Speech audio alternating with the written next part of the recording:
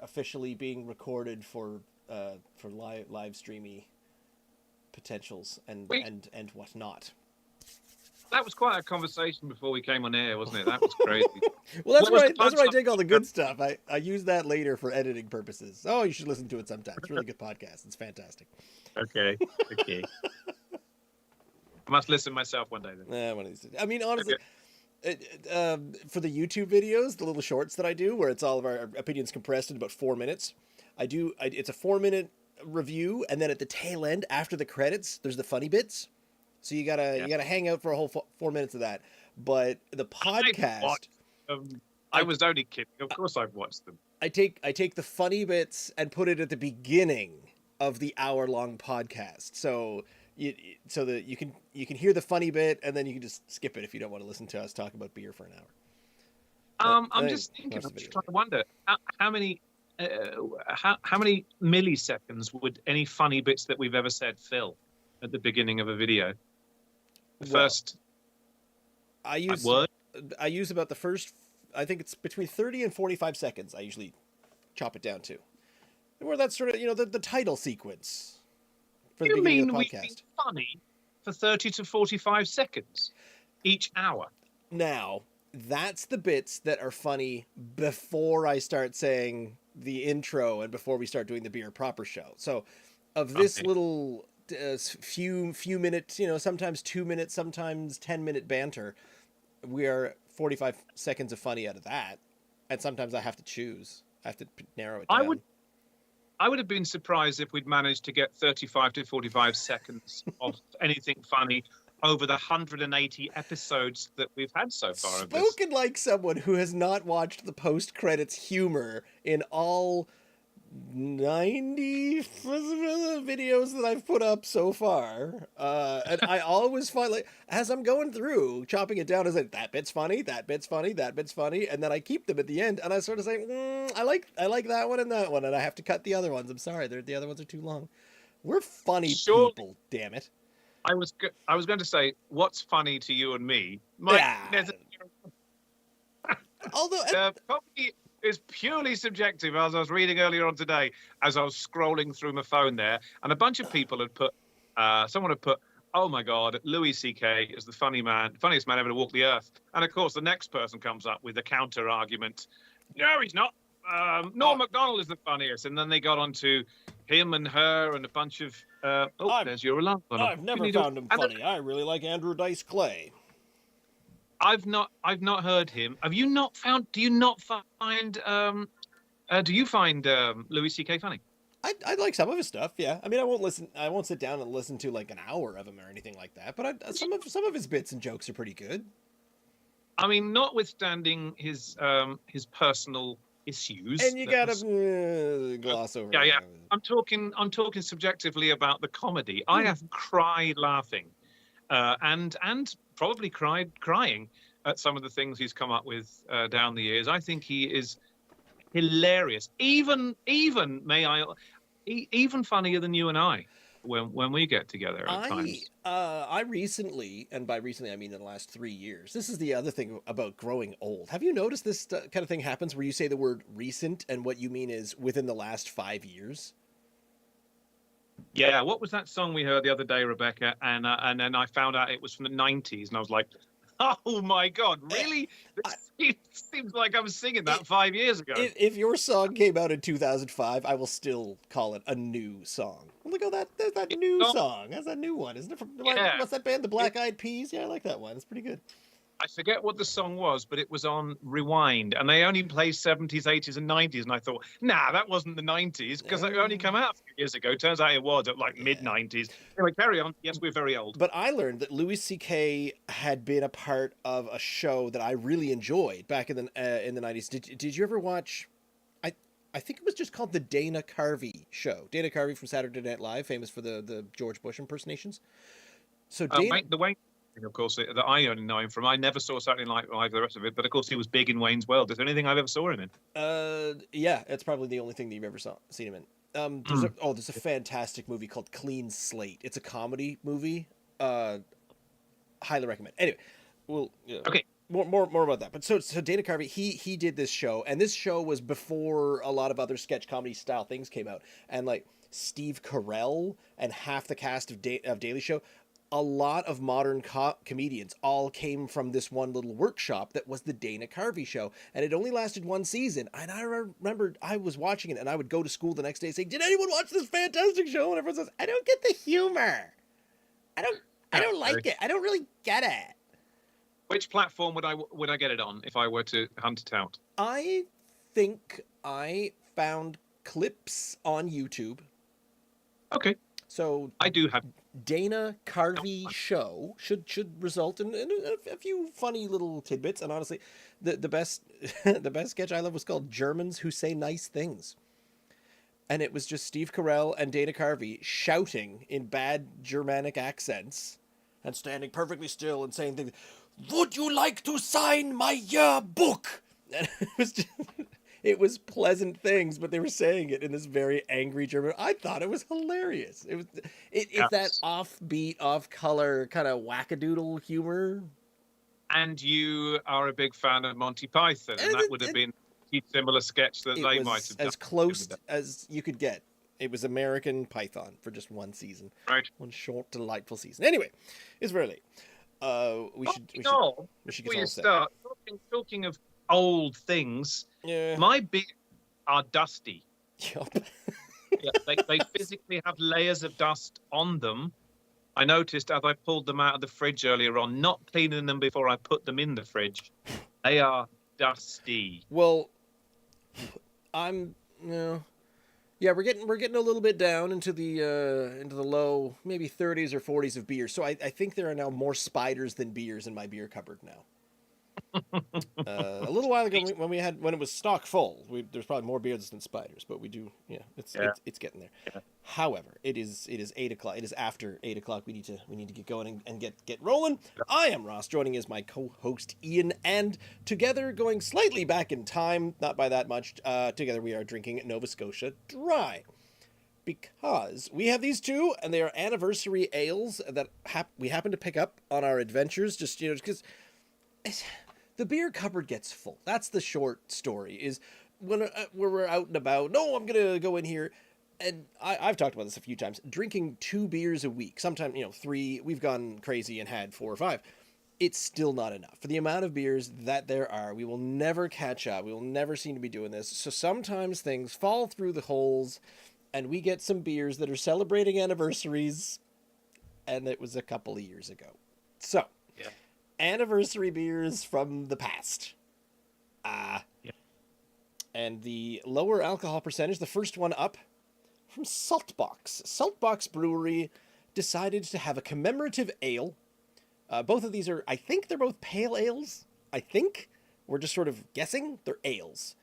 But the Saltbox commemorative ale for the Bluenose, the 100 years of the Bluenose, 1921 to 2021. And if you're playing the home game, then you'll learn that 2021 was in fact 3 years ago. However, unlike our other beer, this one is still on the Saltbox website. It's still listed in the store, but it does say sold out. So you can read about it, but you can't buy it anymore. So these might be the last of the cans. It is sold out. There's a big long story about the Bluenose. The Bluenose legacy is on the can. And as you all know, the Bluenose was the name of a snowmobile that jumped over the largest number of ski moguls in the 1980s. Everyone knows the Bluenose is the big schooner. It's the big famous schooner, Nova Scotia, blah, blah, blah. Lunenburg raced many, many years ago. And was quite so famous, in fact, that it's on our money. This ship is stamped on the Canadian dime. Is it? It still is. Good grief. I never noticed. What? Yes, you have. I haven't taken my citizenship test yet. Hopefully that's not on it. But no, if it is now, then I'll probably get it right now, okay. Knowing that. Pop quiz. What's on the quarter? I want to ask you what's on the loonie, because you better know that one. Oh, Ross, if they asked me this, I go to trivia most Thursdays. I don't know any of these. none of the. Oh no, the loonie has a loon on it. Well, So yeah. right. So that I do know, but the toonie, I have not the foggiest idea. Oh my The goodness. 10 cent, until you told me, and just now, I wouldn't have known. The quarter, I should know because I do laundry about 3 times a week, Well, and not I have with to go your to a eyes. laundromat. My sins, and for some reason, they can't seem to update their little coin entry thingies to put. So you need to put 10 quarters in each time you do a load. I should know that, shouldn't I? What's on a quarter? A moose. I'll be damned. The head of a moose. And on the nickel is a beaver. On the penny was a maple leaf or a set of maple leaves, sometimes 3 of them. And on the toonie, polar bears. Okay, well, then I do have an interesting question, if that's the case. Okay. And like comedy, in the word interesting is also subjective. I have a question. If all the others you just mentioned are quintessentially Canadian things, however, the Bluenose is quite famously a Nova Scotian schooner, is it not? Yes, I have an answer to this question, though. Nova Scotia is within the boundaries of Canada. Now, this might come up on your citizenship test, so I believe I'm still helping in this case. It is a province of Canada, and therefore it was so famous that it was Canada-wide. Is it Terry Fox? Terry Fox is from, oh my God, Alberta? I don't know. He's probably from Ontario. This is going to be on the Canadian. We're both going to fail the citizenship test here. Where's Terry Fox from? I think you're right. I think it's on. He's not from, but again, he was quite famously a Canadian. But the Bluenose, quite famously and associated with Nova Scotia. And not only that, of course, you Nova Scotians are affectionately known as, are you not, Bluenoses? One of the many things you've known as. Yeah. So therefore, it is a very, very Nova Scotian icon. But we raced against the Americans. The Bluenose raced and won all up and down the Atlantic coast. Raced against New York boats, Baltimore, all the big famous East Coast boats. So it represented Canada because we were the East Coast. Terry Fox was from Manitoba, so my vague first guess was right, despite the fact that as soon as you said Ontario, I immediately questioned my own knowledge and thought, oh yeah, well, it must be Ontario. It must be Ontario. Everyone's from Ontario. I guess. The Bluenose legacy from Saltbox Brewing Company. Saltbox out of Mahone Bay? Where are they? Yeah. Hey, I'm right. Mahone Bay. Good. See, I know a few things. Blah, blah, blah. It's got all the story of the Bluenose there. But on the website, it does give a little bit more information about the beer. So, a light, crisp, and most importantly refreshing beer, the Bluenose Commemorative Ale was brewed using Canadian malt, noble hops, and the desire to create something that would honor the legacy that is the fabled fishing schooner herself, the Bluenose. Best known for her adventures during the Golden Age of Sail, here at Saltbox, we like to think we've entered a Golden Age of Ale. On the palate, you'll experience a distinctive aroma of malty sweetness with a smooth, clean finish that will leave you dreaming of the high seas sip after sip after sip. I'm mostly looking forward to this based on that description. I'm going to get seasick if I read any more. But what happened to the Blue? Is the Bluenose 2 the one that they're sailing around in these days? Is it like just a copy of it, or what is it? What is that thing? I've seen that. Oh my goodness, somewhere. you're asking me all these questions. I've been on the Bluenose 2. You've been on it? Oh, I've stood on it a couple of times, yeah. Let's see. History.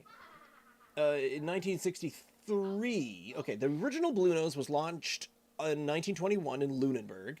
The captain sailed at blah blah blah Tacoma Trophy, blah blah blah, represented Canada around the world. So it was the Canadian ship, but it just happened to be from Nova Scotia. Appeared in the country majestic. It's been on the dime since 1937. Bluenose struck a reef January 1946. Despite the loss, it lived on in 1963. So another 17 years later, the Bluenose 2 was launched. It was built by many of the same people who had worked on the original vessel. 63 from 21. Yeah, 40 years later. Okay. While also promoting the blah, blah, blah, Bluenose 2 was gifted to the government of Nova Scotia in 1971. It continues to serve as Nova Scotia's sailing ambassador, an enduring symbol of the province's living history under sail. Thank you. That was all good info, and now I know that. So if they ask me that on trivia on a Thursday, it's in the bag. I'm trying to help you pass a citizenship test. I don't care about your trivia team. Okay, what is your trivia team name? Here's the big question. Oh, that depends on it depends who I'm with and how we're feeling at the time. You're sniffing your ale with a funny look on your face. Well,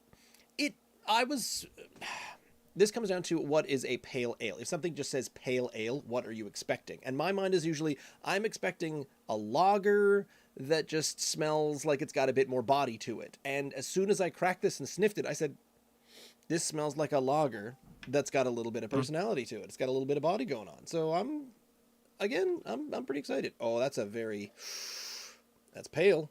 I don't know why I thought sweet malty in the description was going to result in maybe an amber couleur. Mine is mixing very nicely with the dust that was gathered on top of the can. So I have a nice dusty looking pale ale now, like it's got croutons floating in the top. We've discussed washing the cans off before we crack them before. And we did.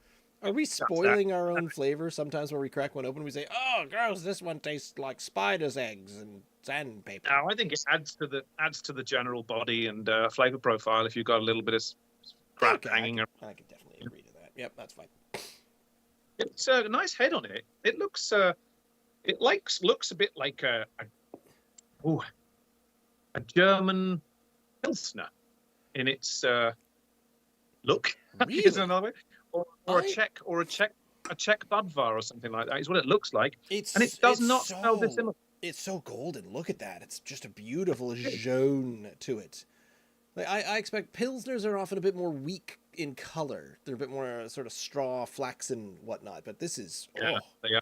That is gorgeous. That is no sea monkeys, no haze whatsoever. No, that's really nice. Queen of the North. To Captain Angus Walters, he says. 10 cents. 10 cents of your finest bubbly, please, barman. Is yours at your cool room temperature, or did you just chill it down a little? Brought it out of the cool room earlier today, so it's been out. It's sort of it's a coolish room. It hasn't been out in the sun, but it's certainly not frosty. I'll tell you that. I'll be getting all of the flavors out of this one. Yeah. How's that? Yes, I am. I'm looking forward to this. It smells beautiful. Smells? It does. Mm-hmm. Smells actually a little maltier than I was expecting. Well, given the description, that's kind of what I'm expecting out of this. Okay, cheers. Cheers.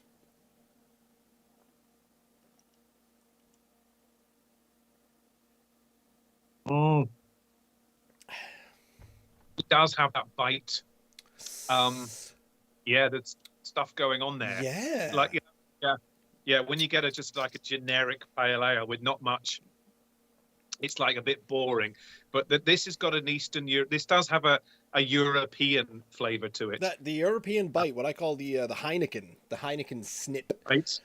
But the golden, delicious, the malty lager flavor, what my favorite flavor, the Toller Gold up front, it's got that, but it's so weak. It's weak. It's not there. It's way, way, way at the back. And is that just the fact that it's a 4.7% and it's not strong, so it's got to be weak? But I don't think so. I think they could squeeze some flavor into this. It's just...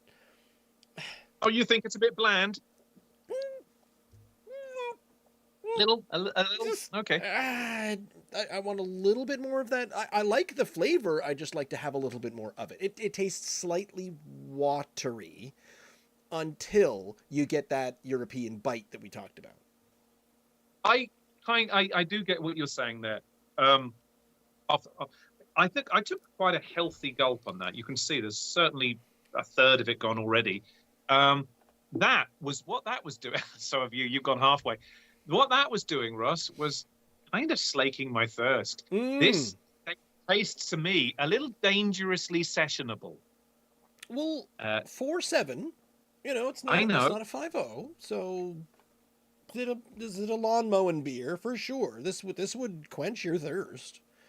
Big time. I think that sitting out on a patio in the warm sunshine, This would not be difficult to drown 3 or 4 of these in double quick time for me personally.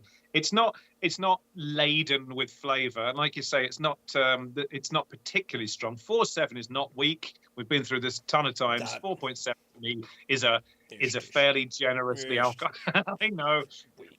It's perfectly quaffable to me without being, like, outstanding. I'm like drinking it, going, "Oh, this is amazing. This is a pretty solid pale ale." Yeah, and sometimes when they do commemorative stuff and quick, we have to do something for the anniversary. Sometimes they come out. They're never my favorites, but this is fine. This is all right. They go. The commemorative stuff can be very hit or miss, can't it? Because they can try adding some stuff that they don't normally do, or just making it so it's more memorable. This is I would say a pretty good. I don't think it's bland necessarily. If you want a little bit more flavour to it, a little bit more bite, a little bit more profile, fine. But to me, this is a really good mid to high level pale ale that I've tried in Nova Scotia. I like it. I agree. It's so it's a light, crisp, and refreshing beer. Honestly, yeah, all those things kind of say that it's not gonna bowl you over with flavor and everything. And then I guess my mistake was it says on the palate a distinctive aroma of malty sweetness. And it doesn't say it's going to taste of malty sweetness. And it smells so good. I love the smell of it. And I wish that smell was in the taste, but it does not promise that the taste is going to reflect the smell. Oh, it'll have a smooth, clean finish. Oh, it'll just wash right through you like tap water. But I think it's really nice. That's such a crappy word. Nice, isn't it? It's like, what did you think of that? It's nice. Yeah, nice is fine. What was it that Kevin Costner once? Madonna. He met Madonna. It was either for him. No, it was. You're not going to tell me that Kevin Costner once referred to Madonna as nice. No, it was worse. It was worse than nice. What did you think of Madonna? I think was the question, and he said. She was neat. She was real neat. And then the interviewer afterwards said, "I hear that Kevin Costner has recently referred to you as neat. That did not go well down well with Madonna." Whoops. Yeah, she doesn't want to be neat. I wouldn't have thought. She wanted to be something quite different. But neat is a really boring adjective, and so is nice. Do I like this? Yeah, I really do. I think it's nice and neat. And everything all around it, without being extraordinary, it's perfectly quaffable, and I like it. Let me clarify this: you don't think it's boring, but you want to only use boring adjectives to describe it. Oh, go on! I got you there. You got me. It's unremarkable, but a pretty decent session ale, especially as what was the weather like today? Summer feels like it's here. It's getting towards mid-spring now, and the warmer weather is finally arrived. 20 to 25 degrees this week by all accounts. This, to me, mate, would be the perfect ale. There's better out there, but a really good ale to sit outside and drink 2 or 3 of in sunshine. Thank you very much. Without falling over. Yep. Fully agree. It's still available. It is not. Even though it's written. It does say it's sold out on the Saltbox store, so I'm not sure. Even if I check my I don't think it was even on the list behind me. There's none on the Run Cream Ale. We've had that. I don't think we've had the Holy Mackerel. We've had the Dynamite Hefeweizen. We've had the Jesus Murphy Irish Red. We've had many other Saltboxes up there. I can't quite tell what's all on the thing behind me, but I think, Ross, that this is still available. I'm pretty sure I've seen this fairly recently in a liquor store, in NSLC. It was either on sale in there or it was on the regular shelf. I'm pretty sure I've seen one of these recently, at least a few. It's a delightfully distinctive can because sometimes when you see a new brewery starting out, they have the fully aluminum, like just silver, no flash, no nothing on it, the aluminum silver can, and it's just got a white sticker down the side. But what I love what they've done here is they've kept the aluminum can and they've just put the Bluenose decal on there, and then Bluenose 100. So behind everything is this reflective silver, this beautiful shiny side of the can, and there's something about that where even though what's a centennial anniversary, because silver is, well, if you go by marriages, it's silver is 10 25. Silver is 25. Okay. Diamond is gold is 50. Diamond is 60, I believe. Okay. Yeah, So I believe so. So 100 must be aluminum then, and that's why they did that. Look at me glass. What does that say? Same thing as mine does. Look at that. This has never happened for sure. We've never both been on brand with the correct glass and everything. Both with the Saltbox glasses. Well done. What's this on the rear then, Ross? What's King Street? What's that referring to? So, Saltbox has 2 tap rooms. One in Bridgewater is called the King Street. They just call it the King Street Beer Company, despite the fact that they sell Saltbox. And then there's Lightship out of Lunenburg, and I'm still fuzzy. They're only open in the summertime, and I think they brew a few things on their own, but they also serve Saltbox, so it's sort of this weird subsidiary thing. Eventually, when people start returning my emails and Saltbox get back to me, we can ask them all of these very important questions, obviously, but we don't have a representative Saltbox here with us tonight. Sadly, it's not happening. That's okay. Your glass then has that little light thingy on it, and what does it say? Light what? Light ship. I can't remember. Right, and mine doesn't. No, they had many different versions of these pint glasses. So the Saltbox on one side, and then the Lightship and the King Street, or just the King Street on the other side. I think it all kind of depends on where you buy it. Because when I went into the King Street location in Bridgewater, one, I was very confused that I was just in a Saltbox tap room, and I was trying to buy a glass, and I said, "Can I get which glass do I get? Do I get a glass with everything represented, or do I just get a Saltbox one?" I didn't want one for each of them unless each of them was actually brewing. And anyway, I think it's going to require a little bit more research. I like pale ales so much more than I like regular lagers. As a I can see your face. As a rule, yes. There are obvious exceptions. If you count Toller Gold as a lager, a lagered ale, I forget what it is. There are obviously exceptions, but as a general rule, I prefer pale ales to bog standard lagers. I find them slightly maltier, less gassy, just a better, it just tastes better to me than regular lagers, which I tend to find quite bland.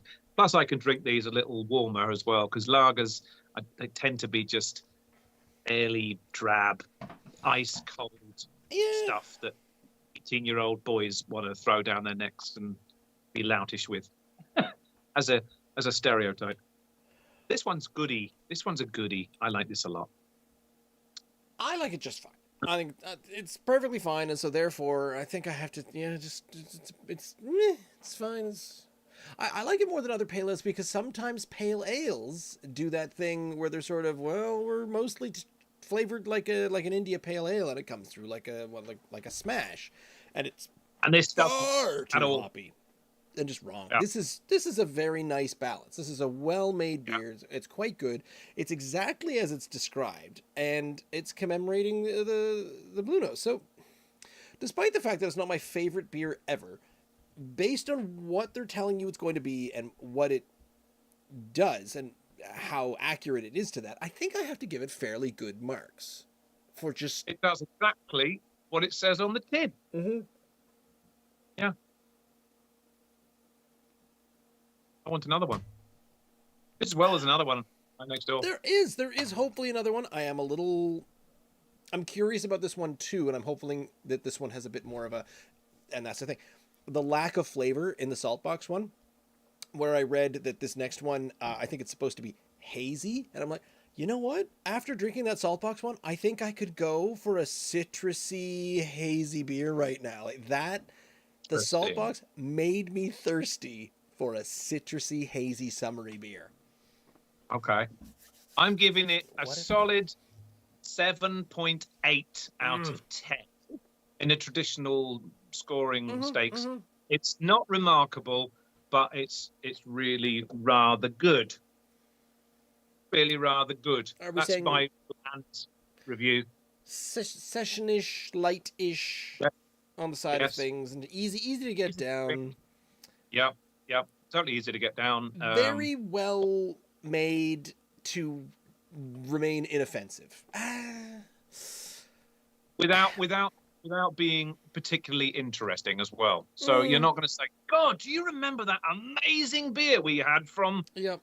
a Saltbox at So that commemorative? You'd say, yeah, it was actually pretty good, but nothing that's remarkable. that's my 9 to 10, where it's memorable, and you're like somewhere in the 9 to 10 range. Oh, that one! I got to tell everybody about this. So this is just Yeah. it's an accurate description. It's an 8.8 for me. I'll say that. Top marks for what it is, but I'm not gonna recommend it to my friend. I can't. Well, it's sold out, so that's Yes. if it wasn't sold out, I would recommend it to my friends. I would still tell people, which we do. Oh, you should have had this one. It's it's not available anymore, but you should have been there. You're really missed As out. a caveat to that, I'm pretty sure, unless I'm very much mistaken, like I said, that song I heard a little while ago, thinking it was only released like a little while ago, apparently came out 30 years ago. It may be the same when I thought I saw the Bluenose 100 in the NSLC fairly recently. Maybe it was like 3 years ago now. That's true. Time is flying by. Speaking of time flying by, did you know that the Garrison Brewing Company has been in business for at least 25 years? Because here is our next one, the Garrison 25th Anniversary Pale Ale, which one of us picked up at the LC one weekend when we were feeling good, and we never got around to drinking it. Because it does say on the side here, Garrison Brewing Company, 1997 to 2002. So this anniversary was 2 years ago. 2022. 2022. What'd I say? 2002. Oh, yeah, 22. Sorry. There's too many twos and not enough zeros. Yes. It's got a bunch of writing. It's got the big fancy, it's this lovely blue shiny can, and then the lovely gold lettering on there, the big huge 25. So it's Garrison will be turning 27 this coming perfect year. But over here, not on the Garrison website, because they don't have this beer up there on their website at all. You have to go searching through the old Wayback Machine, and you find Garrison written of the 25th Anniversary Pale Ale of a 5.5% alcohol by volume. Our 25th Anniversary Ale is a celebration, a limited release hazy pale ale that speaks to independence, creativity, and community. How do you make a beer taste like community? We're proud of the hundreds of beers we've brewed over the years in Halifax, but there will only be one 25th anniversary ale. Hazy with thick white head. This medium-bodied ale has notes of malt, honeydew melon, and light pineapple with a soft, bitter finish. Sounds suspiciously like an IPA. Well, Or fruity IPA. Citrusy. citrus, hazy citrusy, but it does say malt and bitter finish. So I'm not. Okay. Again, after the Saltbox, I am craving something with a bit more. Oh my God! Did you smell? Oh dear. Can you Oh, see?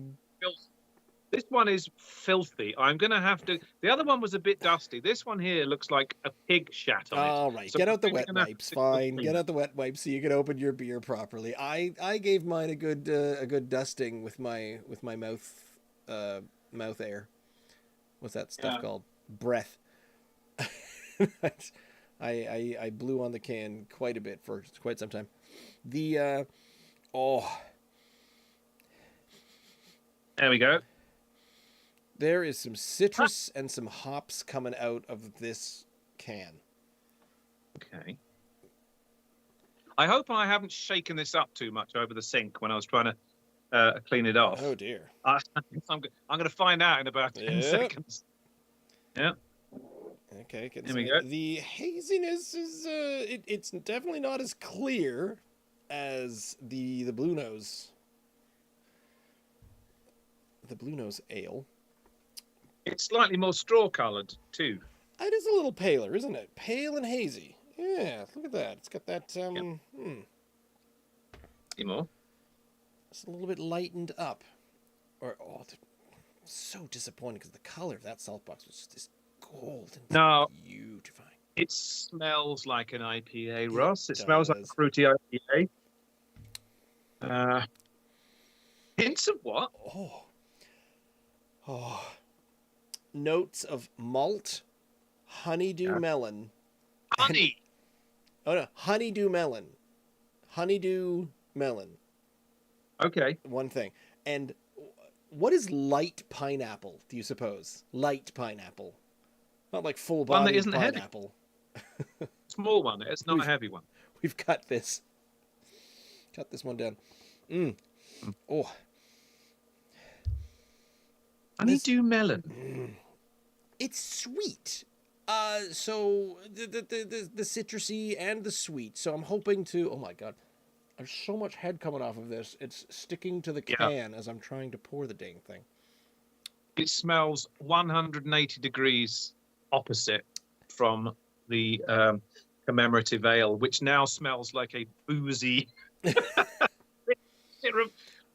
The difference is it's well, the other tangible. one smells like a lager. The other one smelled like a lager, and it kind of tasted a little bit like a weird, kind of off, not quite right lager. Now what did it say about the thick white head? I mean, yeah, that's sitting on top like ice cream. That's doing great. Yeah. Oh, you've got the good haze in there. I need to get my sea monkeys at the bottom of the can here, but the problem is they're not quite. It's not behaving. Ooze. Oh, do you have the Garrison brewery behind you? I know you got Saltbox at the moment. Do you have the Garrison one? Oh, I need to. Whoops. Good catch. Here we go. Oh. I want to be at the Garrison brewery down there on. Snip. There. Okay, we're there. Lovely. To the brewery. But I've got my Garrison glass, which I'm fairly certain my wife found for me. Oh, here we go. That's where all the haze is. The haze was at the bottom of the can. Look at all the solid stuff floating to the bottom. It's coming down like fallout after a nuke. Yeah, you're watching it. It's landing like a mushroom cloud. That's outstanding. Ooh. Awesome. Even the way the haze is moving around in the glass, you probably can't see it from where you are. On mine, you'll probably do the same thing. It looks like one of those 1970s lava lamps. That's great. I'm looking forward to it. Isn't it funny how some people can't stand... they've got to have everything so filtered and clear and crisp and refreshing. And yet some other people, like you and me, say, bring me the haze. Bring me the bits floating in it. Bring me the yeast and it wasn't cleaned out. I don't know why, because I'm a low to no pulp orange juice kind of guy. I'm not sure where you fall on that spectrum. I love it all. In fact, I do. Probably, if someone put a gun to my head, I don't know why they put a gun to my head over orange juice, but if it's not that serious, orange juice gangsters, I get it. Yeah, orange mobsters. I would probably err on the side of the pulpier stuff than the clean. I do love the other stuff. Don't get me wrong. I like all orange juice, but freshly squeezed orange juice with bits of pulp and the fibrous stuff still hanging around. I like that. I don't know why I should, because I don't generally like. I'm not even going to go there. I'm not even going to go there where my mind was wandering there.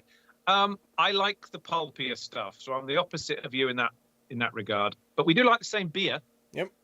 Can I just say, this looks and smells a bit... Actually, no.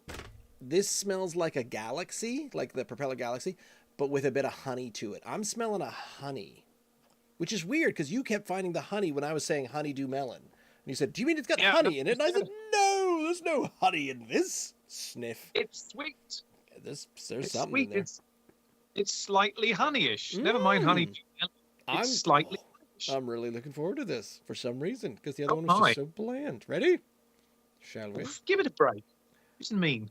5.5%. You can give this a couple of gulps. Cheers. Cheers.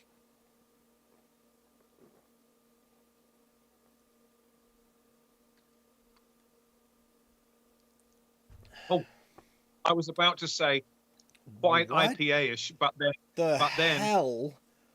What? but then What? orange. Not only does it look like orange juice, it's got I was actually thinking it's got some orange peel in it. But that would be what? What did you say was in it? I'm going to ask again. Honeydew melon and what? Light light pineapple? Light pineapple. That's probably what I'm tasting. Maybe a for sure. little, but and then it says a soft, bitter finish. But to be honest, it went straight to the soft, bitter finish. I feel like I'm running right to it. It's just this weird. The bitter is coming through the citrus. Am I crazy?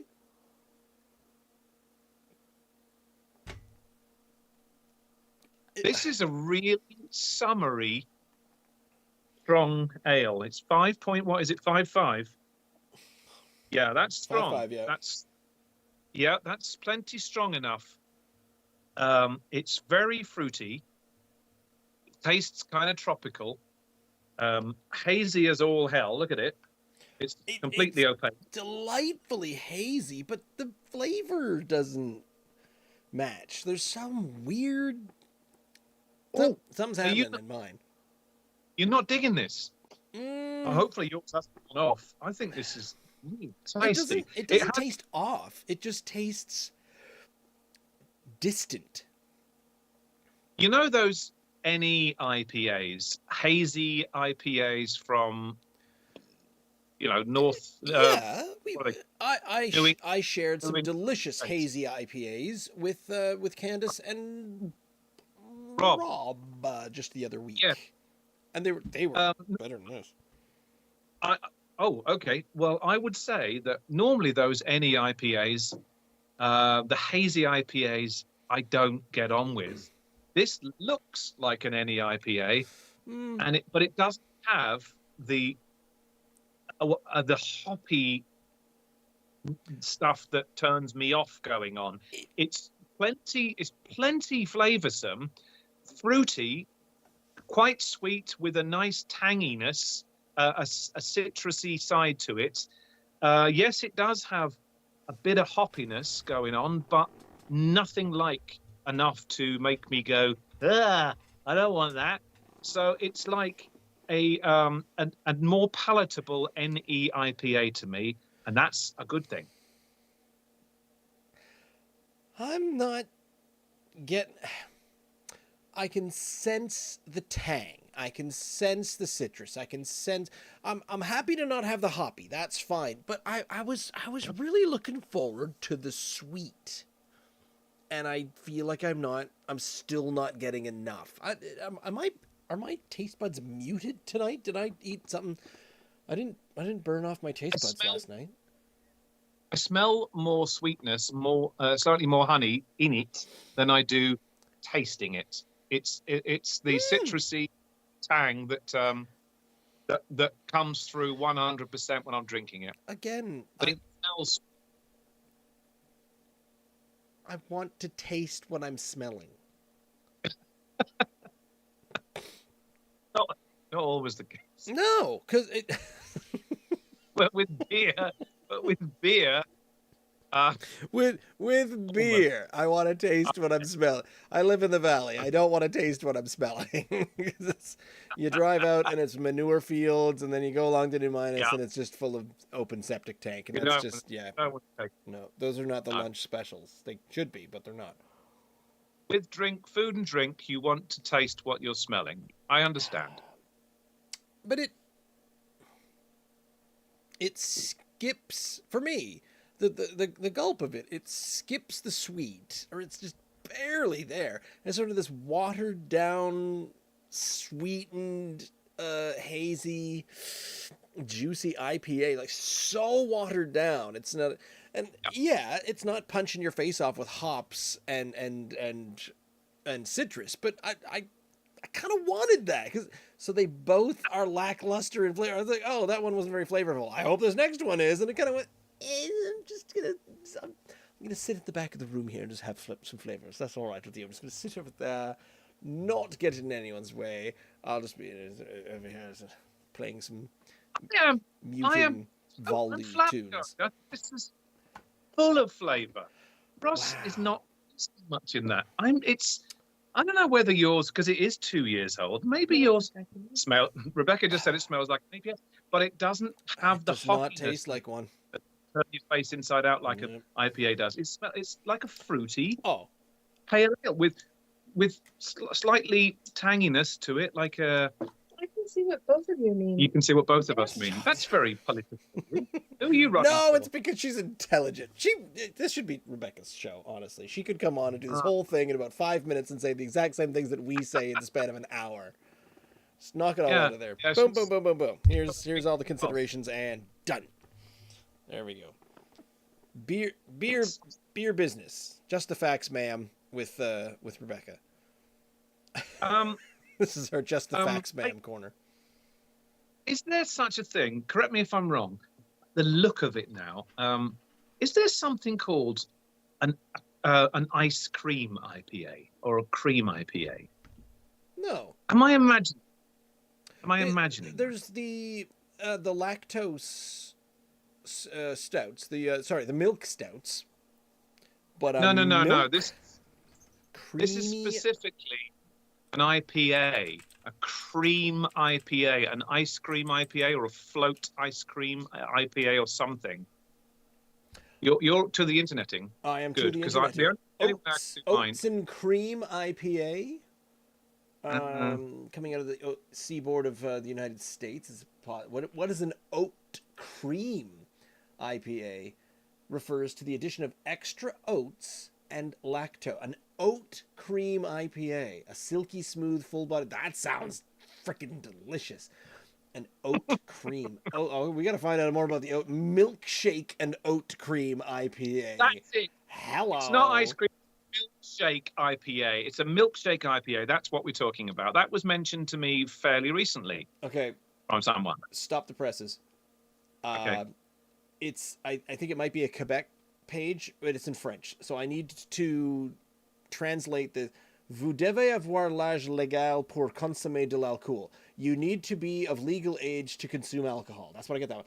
Si ne c'est pas le ça, quittez le site. If this is not so, leave get out of our website. And then I got it. The button on the left says Je suis majeur, and the second one says quittez le site. Quitter is quit. Je suis majeur. Je suis I know to be I am, and majeur I know to be majority. So I am majority. Go. You are old. You are old, officially old enough to go into the Quebec. Although you only need to be 18, is it not in Quebec to access that site? Also correct. Address 117. Sorry. 117 rue Saint-Pierre, numéro 107, Saint-Constant, Québec, J5A 0M3 is the postal code. Wow, you are the most bilingual Scotsman I've ever heard. I am absolutely phoning this in. This is going so well because it's very, very easy for me to do. Now, and they mentioned milk IPAs because that's what I was getting at. Not ice cream, but milkshake IPAs. Milkshake and oat cream IPA. Locton, oat cream IPA. There we go. The Opichi, the Brave Margot, whatever that is. The Cyclotron. What are these? These are fascinating. And where the hell? It sounds like up there. Where's Saint We're about to go on Christophe? some ride. Actually, Ross, I think Oh my goodness, we were in the Tide and Bore only recently, of course, in New Brunswick. I wonder if that's where I'd heard the term a milkshake IPA. You did Maybe it was the definitely brewery. say it to me. I have heard this. Right, right. So Anyway, my point being, guess what this kind of looks like it should be? A looks hazy milkshake, creamy IPA, but without the hoppy profile that you associate with an IPA. It's a fruitier, creamier, hazier IPA, in keeping with the look of an NE IPA or I guess a milkshake IPA. And I like it, but you don't. It's a shame. I Of course. fully agree that it looks amazing, but I'm not getting the fullness of the look and the smell in the flavor. I feel like I'm being let down on the flavor. And I'm sorry, because I'm totally romanticized by looking up things on the internet and every other brewery where's this? Okay, sorry. This one's in Australia, so it's slightly less local, being on the other half of the planet. They're making this thing called the One Fell Scoop Ice Cream IPA, but they do describe it as an oat cream IPA. So they call it an ice cream IPA, but that just means that it's an oat cream. So it's oat and lactose IPA creation. And the closest thing that I can find is one out of Saint Constant, which is to the south end of Montreal. And in fact, quite a ways outside of where we were staying when we went to Montreal last summer for for my daughter's kayak nationals, which took place on Ile Notre Dame out of Montreal. Sorry, I'm practicing on my accent. I'm trying to get to level 2 on Duolingo to try to brush up on my French, because the last time when we went to Quebec City and I tried to pretend that I knew French from school, I did not. Anyway, You were found wanting. yeah, the romanticization of all of this ice cream IPA is getting me very excited, and it's making me think that this ice cream looking IPA is good, but it's not. It's just a pale ale that. Oh, I can't believe that. This is so tasty and so tangy and fruity and hazy and thick and relatively strong. Rebecca said it's refreshing. I think it's a little too creamy for me to be what I would say refreshing. I want something a bit crisper to be refreshing. This is so creamy and hazy, but it's so full of flavour. And without again doing what IPAs traditionally do to me, which is make me go "Ugh!" and make someone crawl over my grave. Yeah, but all I'm getting is that bitter at the end. It is hollow. I get a tiny little taste of sweet, of the juiciness and the citrus at the beginning, and then this huge vacant emptiness in the middle of the body of the beer, and then finally this little end. I'm kind of bitter on the back end, where I'm absolutely stretching my imagination to say, if this was flavorful, I would love this back end bitter. I would love the bitter on the back end of this beer so much more if there was some freaking flavor to help me land on the landing pad. It's like arriving at an airport by foot. You're just sort of, you just run down there, and ta-da, I'm there. And they say, go pick up your luggage at gate 19. And you didn't even get to come in on the cool airplane. It's really sad. I feel for you, mate, because I'm at the other end of the spectrum and I'm wowing this. But of course, it's 2 years out of date and they're not doing it anymore. So. But neither of them, and to their credit, Saltbox, Garrison, neither of these taste off. They don't taste off. No. It's just it's lacking for me. Body. The middle body of both beers is just kind of it's gone away. And if that's the worst thing that happens to your craft beer in 2 to 3 years of sitting in my closet, 10. Yeah. Well done. Well done. I held these both up in my phone.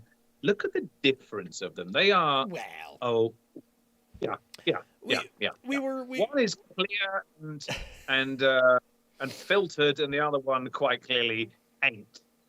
They are both pale ales, but there's a world of difference between these two pale ales. It's like comparing oranges with apples in this respect. And I feel like that's the thing that happens when you make a commemorative, some sort of, hey, it's our anniversary thing, so we're just going to smash a bunch of stuff in there. And like, what happened to the beer? Well, I don't know. It kind of went this way and it kind of went that way. It kind of came out hazy. And should we just call it a pale ale? Yeah, it's just a pale ale. There, boom, smash, label it, stamp it, go. And it seems like the best thing to do when you're just making a anniversary-ish commemorative ale thing. It's a pale ale, but it's a whole lot more like this. It's a catch-all category that if the first nearly includes many others. The Saltbox, like I gave it a hearty 7.8 because I thought it, like I said, it wasn't extraordinary, but it was a perfectly sessionable, not too strong ale, which I could drink plenty of. I don't think I could say the same of the 25. I couldn't drink much of that because I'd probably end up feeling a bit sick too soon because I find it so. No, Rebecca hasn't tried that one. She's about to try the Saltbox. It's thick. It's not the sort of thing I want too much of, and yet I think it's a far more distinctive, flavoursome ale. The other one is, you called it bland. Boring. Okay, she just said it's boring, and that's because up against the 25, the full of flavour 25th Anniversary Pale Ale. It's got so much going on. But the other one, I would say, is a session ale. I can't compare them because they're both got their own uses. There would be a time where I would prefer one over the other. But am I crazy that the Garrison? Am I tasting something completely different from your can? Because mine tastes hollow in the middle. It's got no body down the middle. Is Rebecca also saying that it's this flavor pop zing wowie? It's not. I think we've established this. She's actually got a more distinctive. No, whatever. My dad, Ross. Are you still there? Yes. Oh, you are still there. Wait, your picture stopped for far too long.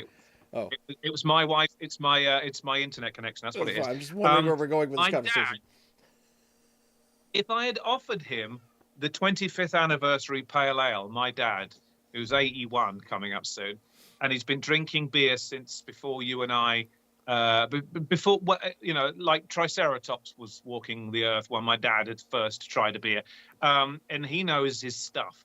He would say the second one doesn't even taste like a beer because it's so citrusy and fruity and hazy, and he would be like, I don't know what this is. On the other hand, my brother, who's just in his 50s, he's 52, he'd say he loves it. He would love this because it's more in keeping with an IPA, a full-bodied hazy IPA. The first one, though, to me tastes more like a beer. Yeah. That's the thing. It tastes more like, quote, beer than the second one does. And they both have their place in the market, and on my palate, they both have their place, but different occasions. I would prefer one or the other, and I think it would depend. You mentioned mowing your lawn. I'm not going to want this Garrison 25th Anniversary Pale Ale, 3 cans of this while I'm mowing my acre of lawn. No, it's too thick. You're right. Yeah, but I would like it just as a one-off, maybe after a game of golf, just a one can. Really? Whereas the other one, I can sit there quite happily and have 3 or 4 of them. Really hot, sunny day on the patio, I think, is the Garrison one. That's where the hazy, juicy ones come in for me. Okay, if it's cold enough, Rebecca said. Yeah. And on this occasion, I would agree. There are certain beers that I like a little colder. I think both of these would fall into that category. I would prefer these to be a little colder than they were, especially the hazier one from Garrison. That's because it almost tastes like a fruit punch to me, an alcoholic fruit punch. So I want it to be colder. I wanted it to be a bit more like that. It's just no, the body's kind of missing. All right, I mean, and heading back to the Saltbox really quick. I'm finally getting a little bit of hazy juiciness at the bottom, and like there is a thimble left of that. But I'll splash the Saltbox back in again. Okay, while you're doing that, I'm going to mark the Pale Ale, the anniversary, 25th anniversary, which was 2 years out of date. Are they? No, it's going to be another 3 years before they do another anniversary one. And Garrison ain't going anywhere soon because them and Propeller are the big boys. They know what they're doing. They've been doing this way too long. Oh, on that note, though, talking of those kind of fruitier, summery kind of pale ales and Propeller, I know they're not Garrison, but this would come directly up against their offerings. Propeller are doing such a range of summery, fruitier offerings. They have for a couple of years now. They've had that tiny can of the Azaka, some sort of IPA, and they've got another few on. I was reading the Atlantic Canada Beer blog just the other day. Yeah, an orangey one that really does appeal to me. I've got to try to go up against this. But, this is I love this, Ross. This is better for me. It's more distinctive. I'm going to give it a solid 8.5. It's fabulous, although I don't want to drink too much of it, and I might have to say that the 7.8 I could drink more of. Mine was missing so much of the middle, so much of the body. I am trying to give it a.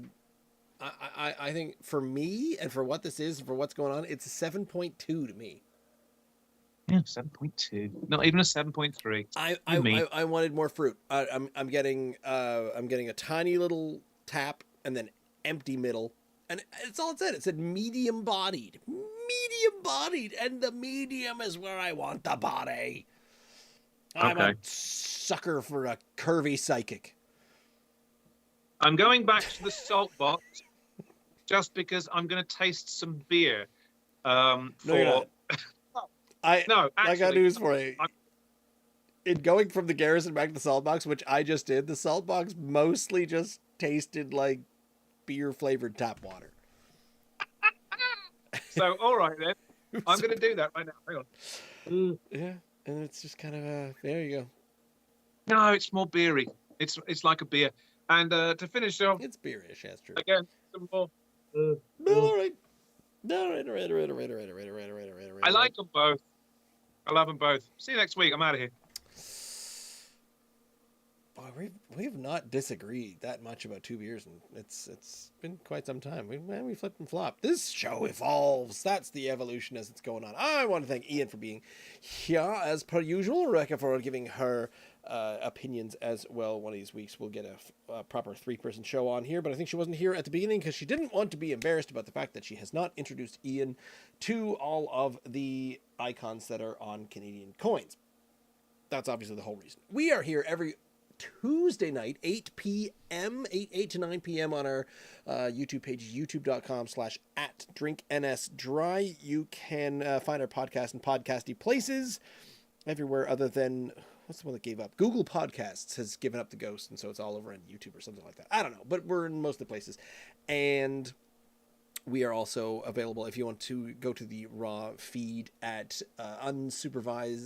drinkns.unsupervised.beer is where our podcast is hosted by one good James, who is a friend of mine who does that. So join us again next week. We'll be talking about some more beers. Week number, I don't know, according to this thing over here, 166. See you next week. Have a good night.